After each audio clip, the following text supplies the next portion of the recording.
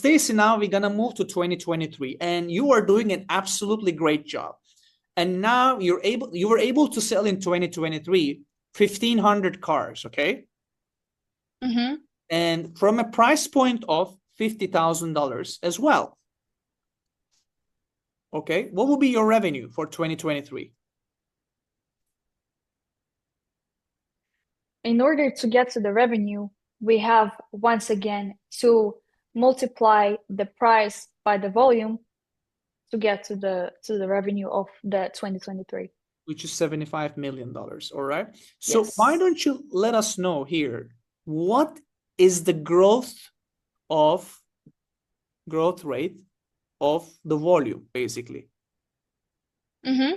Because you sold more Okay. cars, right? So what's the growth here in terms of volume, units? How do I calculate it?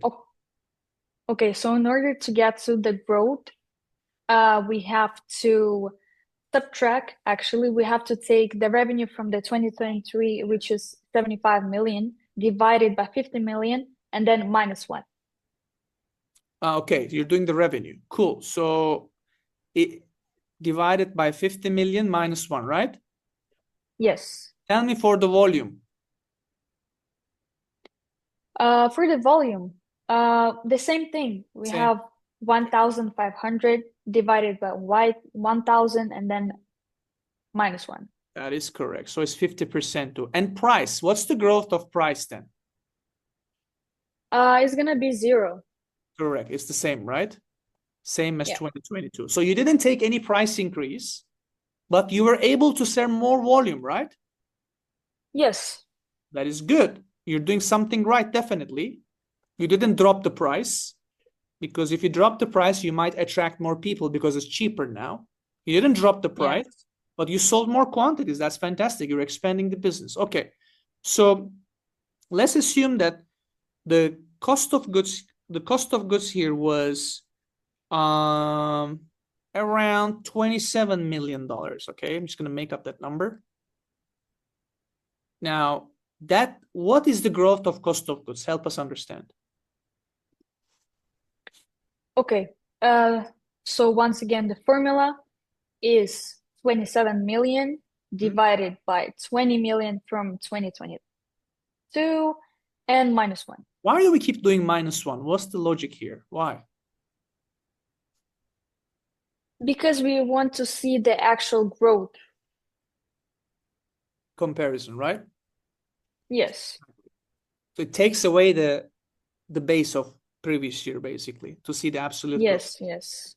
So I see Correct. here that so if I just quickly look at the gross profit, we know how to calculate this already. It's 48 million, right? Is the gross profit of 2023. Now, I don't want to calculate it, first of all, immediately. I want to ask you this question. Why cost of goods only grew 35% in 2023 versus the revenue growth of 50%? How come it grew less?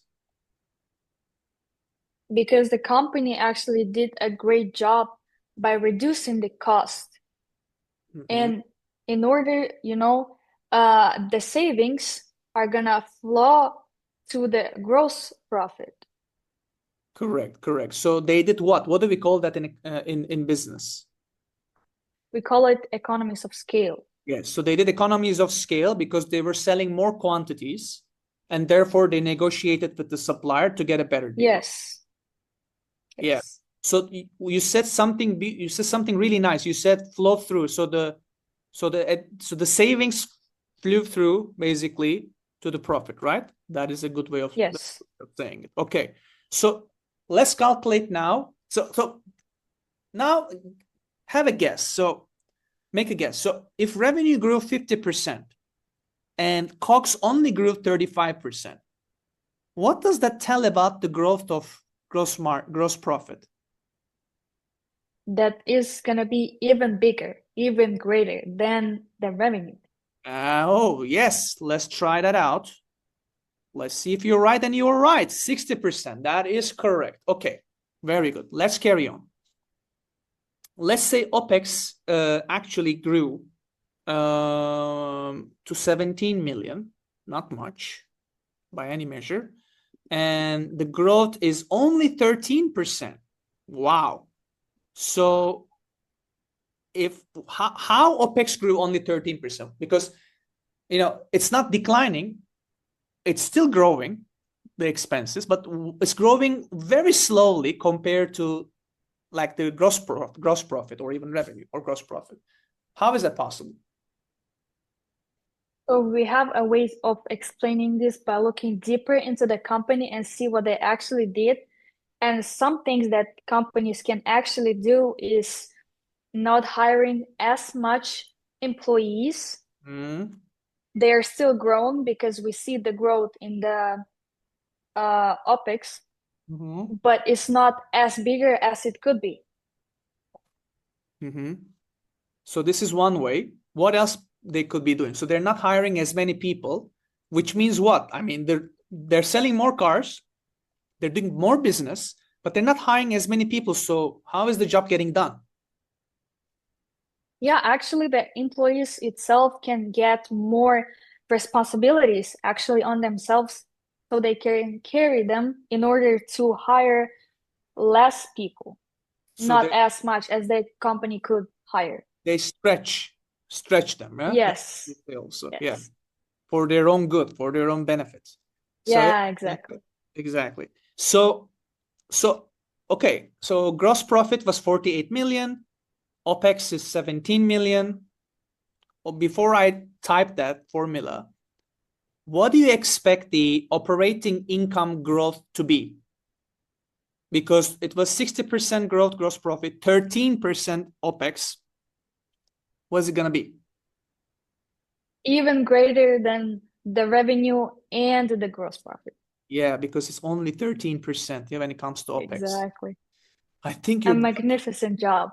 Yes. Oh yeah, you are the CEO. Magnificent job as a CEO. I can tell you. I can vouch this number, vouch for that. Yeah. So very, very well done. And there are leaders like this. I wouldn't say 13% could be a bit extreme, but there are leaders like that over the course of the period. Gradually, they really do a great job with economies of scale. You know, finding efficiencies and really exponentially. You know, when it grow that margins exponentially. Okay. 107% growth of operating income. Mind-blowing, right? Mind-blowing. Unprecedented. Exactly.